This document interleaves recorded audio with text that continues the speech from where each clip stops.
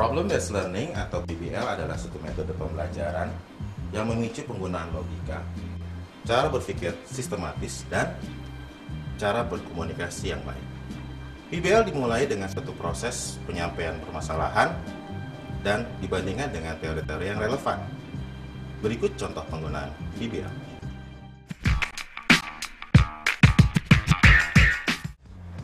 Selamat pagi. Oke, mari kita mulai diskusi ini. Siapa yang bersedia menjadi chairs dan scribe-nya? Alga siap jadi chairs? Oke ya, siap. Untuk scribe-nya siapa?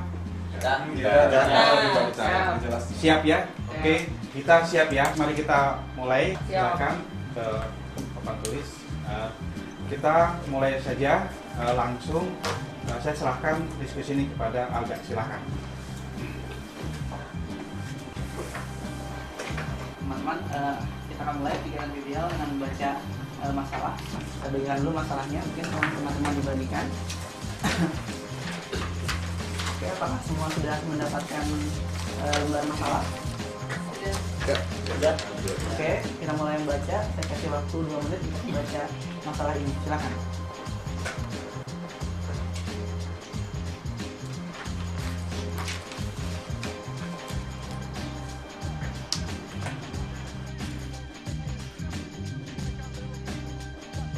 Oke, teman-teman sudah selesai membaca semuanya?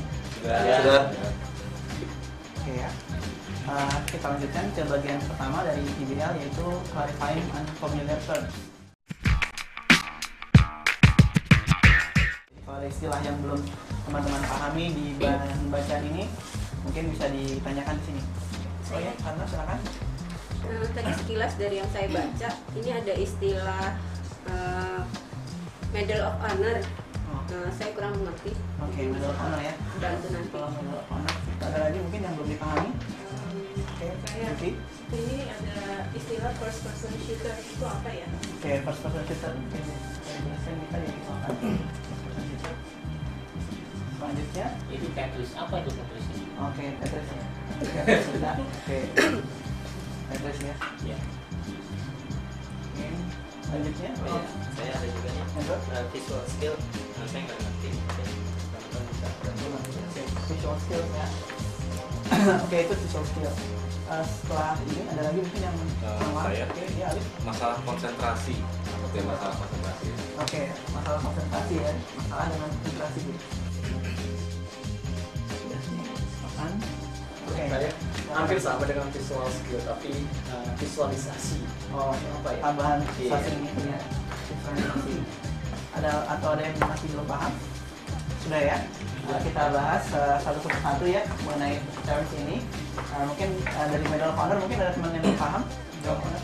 Saya. Oh ya. Untuk Medal of Honor tuh judul game ya. Dia tuh namanya dari penghargaan tertinggi yang diberikan oleh Presiden Amerika kepada seorang tentara yang melakukan sesuatu yang heroik. Oke, penghargaan ya untuk Tertinggi. pelaku penghargaan tertinggi ya untuk heroik ya. Oke, kita lanjutkan ke term kedua, first person shooter. Mungkin ada yang bisa teman-teman menjelaskan ini. Saya? Oke, silakan. Ya, menurut saya first person shooter itu game yang dilihat dari sudut pandang pertama si pemain. Oke, jadi sudut pandang pertama ya. Oke, artinya ya. Kita lanjutkan ke yang ketiga, yaitu Tetris. Mungkin ada yang teman bisa menjelaskan. Oke, Mas. Tetris itu sebenarnya kayak game klasik permainan susu balok, di mana balok itu terdiri dari berbagai bentuk ya. Jadi ketika balok itu tersusun, ketika ada satu baris, maka player akan mendapat poin. Nah, ketika balok yang sudah mencapai atas, itu game over. Yang mengerti. Game susun balok ya, basically ya. Oke, kita lanjutkan ke yang keempat, yaitu visual skills. Ada teman yang bisa menjelaskan ini? Saya bisa. Oh, silakan sih. Kalau visual skills itu adalah kemampuan untuk mengkoordinasikan gerakan Kemampuan koordinasi. dengan penglihatan. Koordinasi gerakan Motorik dengan penglihatan ya, koordinasi motorik dengan penglihatan. Oke, itu ya.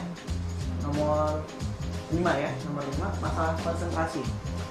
Saya. Oke, silakan Abang. Masalah konsentrasi menurut saya adalah seseorang sulit untuk fokus. Jadi menyebabkan dia jadi sulit untuk fokus ya. Dan yang terakhir ini visualisasi. Jadi saya bisa. Oke, silakan Hari.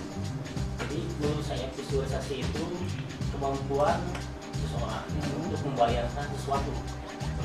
Kemampuan membayangkan sesuatu ya. Itu sudah terjawab semuanya ya teman-teman. Oke. Kalau misalnya sudah terjawab, kita bisa lanjutkan kepada tahapan yang kedua. Ya. Tahapan yang kedua yaitu problem definitions. Oke, saya akan tanyakan satu persatu kepada teman-teman. Menurut teman-teman kira-kira apa sih masalah yang ada di bacaan tersebut? Mungkin dari Vivi dulu. Silakan Vivi. Kalau dari tulisan yang saya baca, ini saya bisa menyimpulkan masalahnya adalah apa sih manfaat game bidang pendidikan dan dalam pekerjaan. Oke, manfaat game dalam bidang pendidikan dan pekerjaan ya. Ya. Oke, itu sudah tertulis di papan. Mungkin lanjut ke Hendro. Oke, saya setuju dengan Vicky. Cuma saya ingin menambahkan gimana menerapkan game itu di bidang pendidikan dan pekerjaan. Oke, menerapkan game hal yang tadi di atas itu pointer saja itu. Saya rasa ya. Saya masih belum bisa berpendapat sejauh ini. Mungkin teman-teman yang lain. Oke. Lanjut ke Selo, mungkin ada yang jadi. Iya, kalau dari apa yang saya baca sini ada sebuah masalah yang saya ingin sama-sama, yaitu bagaimana pengaruh game terhadap agresivitas. Oke. Game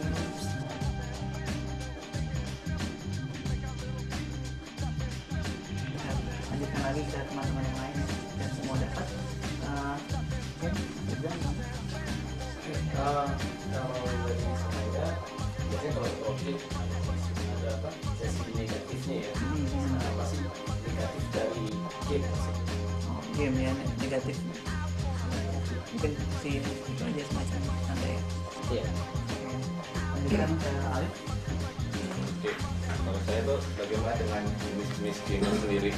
Jenis game apa yang bermanfaat dan tidak bermanfaat? Oke, game apa yang manfaat dan yang tidak bermanfaat ya. Dan terus kita akan aman gimana? Saya jadi tertarik dengan game ini dan saya ingin tahu lebih lanjut lagi tentang jenis-jenis game. Jadi pertanyaan saya adalah apa saja jenis-jenis atau tipe-tipe game? Tipe game ya. Nah itu. Lanjutkan ke Mas Hari gimana? Yang saya dapat dari sini itu masalahnya apa pengaruh game terhadap perkembangan. Game tidak memang anak ya. Kita sudah mendapatkan definition kita yang mulai apa manfaat game dalam pekerjaan pendidikan, lalu penerapannya dalam hal pekerjaan dan pendidikan juga ya. Games. Lalu games bisa mengakibatkan agresivitas. Dan yang selanjutnya pengaruh negatif dari games. Lalu jenis games yang apakah yang bermanfaat seperti apa, kurang bermanfaat seperti apa. Selanjutnya tipe-tipe game itu apa, dan juga game, pengaruh game terhadap perkembangan anak. Itu adalah problem definitions kita. Sudah sepakat teman-teman? Oke, kita lanjutkan ke tahapan yang ketiga yaitu brainstorming. Kita pada tahapan ini kita akan bahas ya problem definitions kita yang sudah ada di papan. Teman-teman silakan kalau ada yang ingin berkomentar mengenai problem definition ini, mungkin dari siapa yang ingin memulai? Oke, kita lanjutkan ke tahapan brainstorm. Mungkin ada teman-teman yang mau berkomentar mengenai problem definition yang sudah ada di web chat. Silakan Ratna. Ya. Menurut saya game ini ada sisi negatif maupun positifnya. Oke. Nah, salah satu sisi positifnya itu berdasarkan pengalaman dari saudara saya yang masih kecil, bahwa ini games ini melatih gerak motorik halusnya dibandingkan anak yang tidak pernah main game, itu dia lebih bagus gitu. Jadi melatih gerak motorik halus ya. Iya, betul. Oke. Untuk games itu berarti positifnya ya. Melatih gerak motorik halus. Ada pendapat yang lain? Ada tambahan tadi. Oke, kita lanjutkan. Alif tadi ada yang ingin disampaikan? Tadi mau namanya Ratna yang tentang kemampuan motorik. Saya pernah lihat dokumenter tentang dokter di Amerika. Jadi mereka tuh sekarang yang mereka waktu kecil ya sering bermain game, mereka punya kemampuan motorik lebih halus, bagaimana mereka mengoperasikan mesin-mesinnya, bisa operasi itu jadi lebih halus daripada dokter yang tidak pengalaman tentang game. Oh, jadi ini ada penelitian ya mengatakan bahwa dokter yang main game kecil itu lebih bagus ya dalam mengoperasikan ya. Pengaruh positifnya itu pada dokter yang di Amerika ya, buat penelitian itu ya. Tapi menurut saya kalau ada sisi positifnya, kita juga tidak boleh melupakan ada sisi negatifnya gitu kan. Selama ini dengan bermain game itu justru membuat waktu jadi terbengkalai, kita lupa dengan kegiatan yang lain. Dan salah satu yang juga yang jadi saat ini adalah justru ada dengan bermain game itu orang-orang sekelilingnya itu jadi terabaikan. Nah, makanya kalau itu dilakukan di rumah, ada anggota keluarga yang merasa terabaikan, terutama orang tua dan juga mungkin anggota yang lain. Bisa dikatakan bahwa game itu menghabiskan banyak waktu dan keluarga ya. Teman-teman mengenai problem definition kita sudah cukup dipahami. Sudah jelas. Oke, kita lanjutkan ke tahapan keempat, yaitu analyzing the problems. Setelah kita bahas brainstorm tadi, mungkin teman-teman ada yang bisa dikemukakan kembali ya, biar pembahasan kita lebih mendalam. Ya, mungkin ada yang ingin memulai. Oke, dari saya melihat dari sisi negatifnya ya. Karena ini pengalaman juga, saking asiknya gitu kan. Saya pulang kuliah, langsung nyalain komputer, pulang menjelang maghrib gitu ya, sampai menjelang azan subuh itu saking enaknya, saking asiknya main game real time strategi tersebut. Ya memang waktu itu agak sedikit tersita, tapi walaupun tersita gitu, kita yang mencoba gamenya itu, kita sebagai gamernya itu merasa enjoy gitu. Dan hal-hal yang tadi di perkuliahan itu tuh ya agak sedikit terobati lah. Jadi yang udah pernah di kuliah bisa terobati dengan pada saat main game. Betul. Ada lagi Hendro? Saya ingin argumentasi sedikit mengenai pengalaman si Insan tadi. Saya pernah baca di artikel itu ya, sebuah game itu maksimal dimainkan itu supaya efektif itu 18 jam per minggu atau kira-kira 2 jam per hari. Melebihi dari itu efek positif dari game tersebut akan hilang. Bisa-bisa malah akan menimbulkan stresnya sendiri terhadap game tersebut. Jadi bisa menimbulkan stres juga ya kalau misalnya mainkan ya. Ya mungkin ada lagi. Saya mau nambahin ya. Oke, gimana? Kalau menurut saya, kalau games itu sebenarnya banyak negatifnya. Karena tadi menyambung Aman, Insan, dan Hendro bahwa kalau games kita akan diem dan menjadi lebih pasif. Akhirnya kalau pasif, tadi kalau di luar kegiatan kita yang harus dilakukan tidak terjalani, dan biasanya kalau kurang gerak bisa gemuk. Oh ya, jadi mungkin maksudnya TV adalah kebanyakan main game, jadi cuma kegiatannya banyak yang pasif ya. Banyak makan, jadi secara fisik, Ya, secara fisik bisa mempengaruhi. katanya bisa mempengaruhi ya. Iya. Mungkin ada tambahan lagi dari teman saya, Mas Marcelo ya. Dari sisi positif Ya. dan berhubungan dengan pendidikan.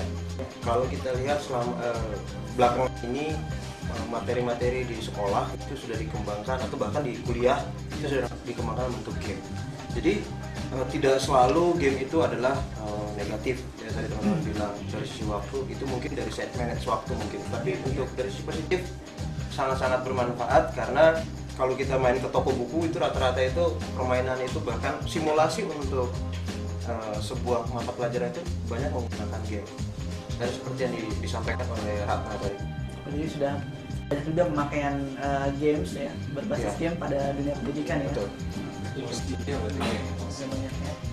Oke, jadi dari hasil kita menganalisa masalah, jadi ada efek positif dan negatifnya ya, mulai dari bahwa kita kalau negatif itu mencoba main game itu menyita waktu, lalu duduk karena duduk pasif ya, bermain game itu kan pasif, jadi kita hanya duduk saja, jadi sehingga fisik ya ada kita kurang balik gitu ya.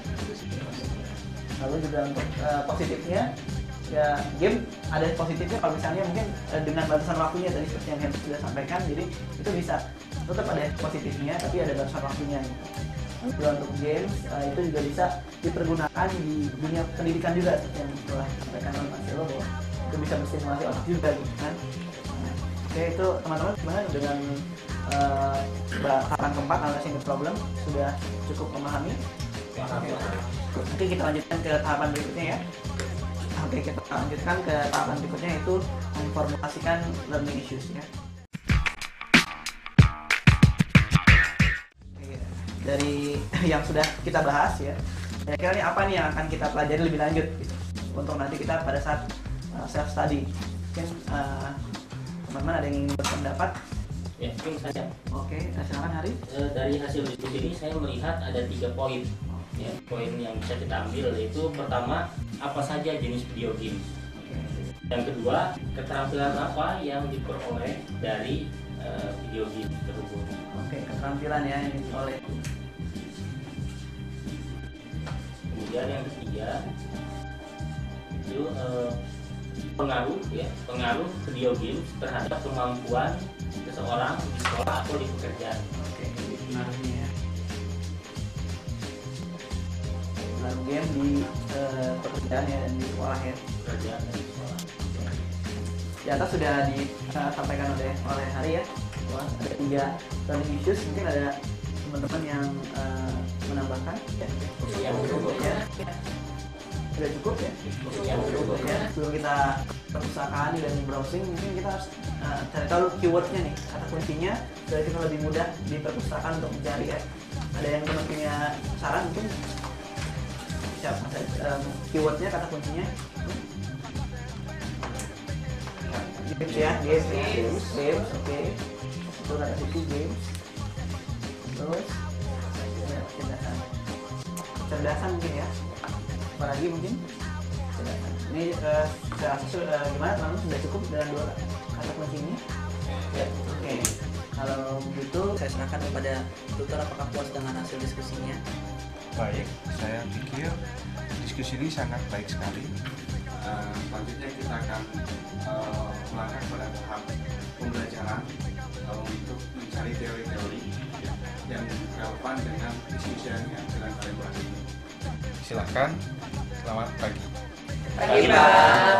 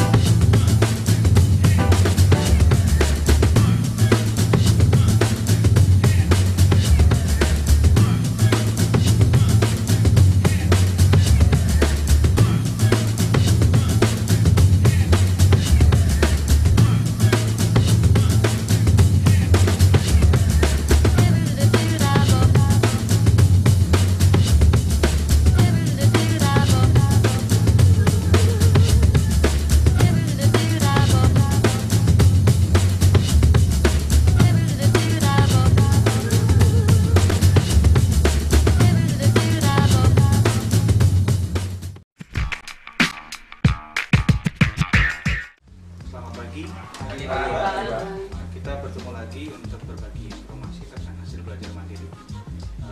Saya serahkan Pak Aldo untuk memulai diskusi ini. Silakan. Terima kasih.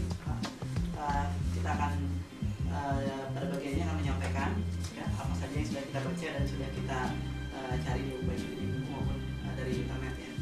Mungkin kita bisa mulai dari Mbak dulu.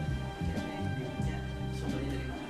Untuk menjawab learning issues yang sudah kita uraikan bersama sama saya baca dari buku Psikologi Perkembangan Pengaruh Game Terhadap Anak. Kemudian ke Marcel.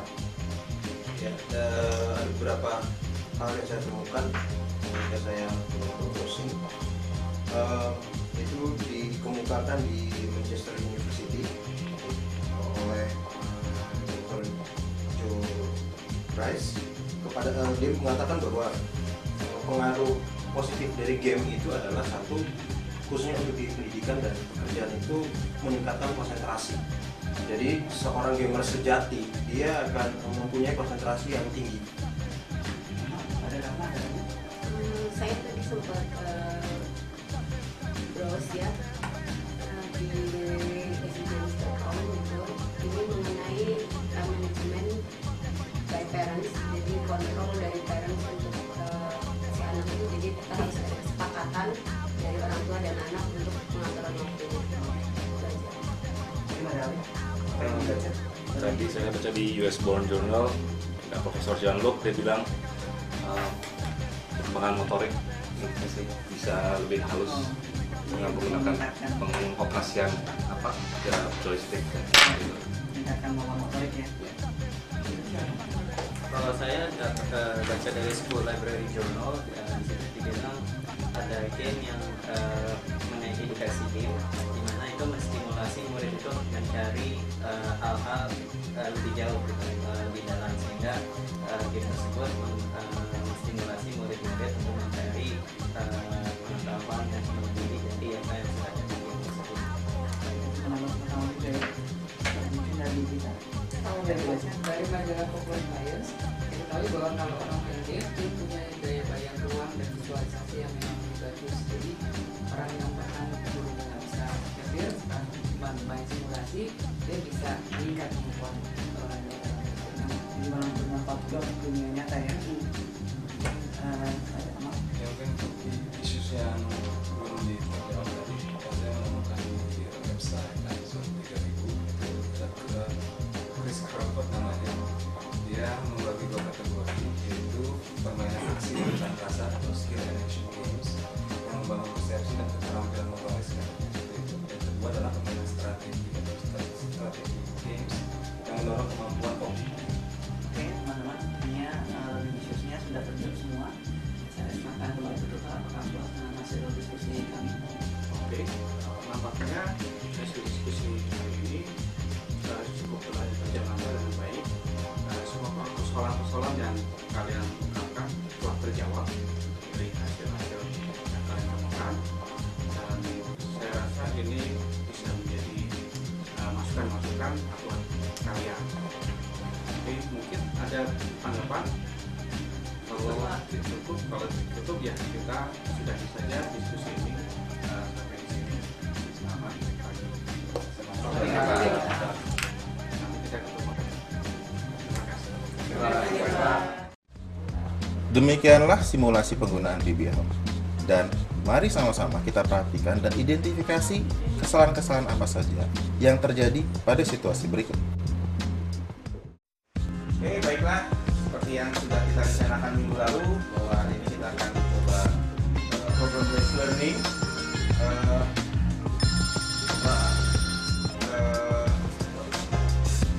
Halo. Ya, bentar ya, lagi di kelas. Gak bisa kita telepon nih. Terus ini galak banget. Kamu matikan dulu handphonenya ya. Tuh, udah mulai seperti yang sudah kita pilih minggu lalu, bahwa yang menjadi chair hari ini adalah Silvi dan scribe adalah Femi.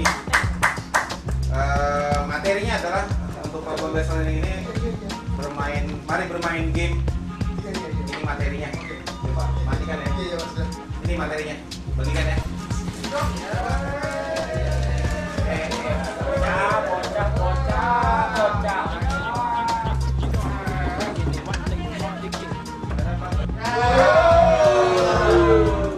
Dari mana aja, Pak? Ini lah, Pak.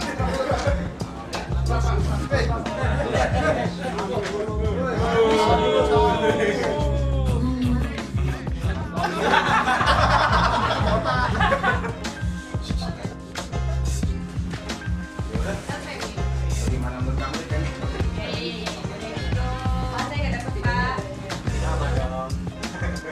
udah berdua aja dulu sama temannya berdua ini. Jadi Silvi coba pandu kegiatannya ya. Jadi sebelum sampai bertemu ya mulai ikuti arahan.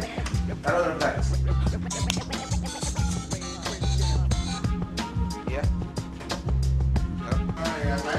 Iya sebentar. Dia lagi di kelas nih. Iya masih mau komen. Kita mulai diskusi. Teman-teman silakan baca kasusnya masing-masing. Waktunya 2 menit sekarang. Oke?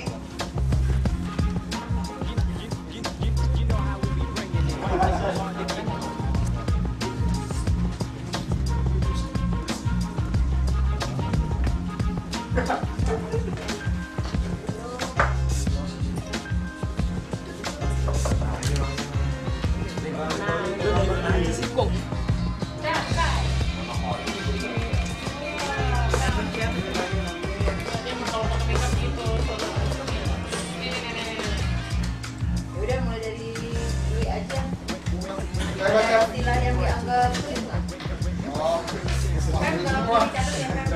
Semua. Tetris susah. Bavelier dah, Bavelier. Bavelier. Tetris dulu ya. Bavelier. Videonya habis. Bavelier. Bapak lihat.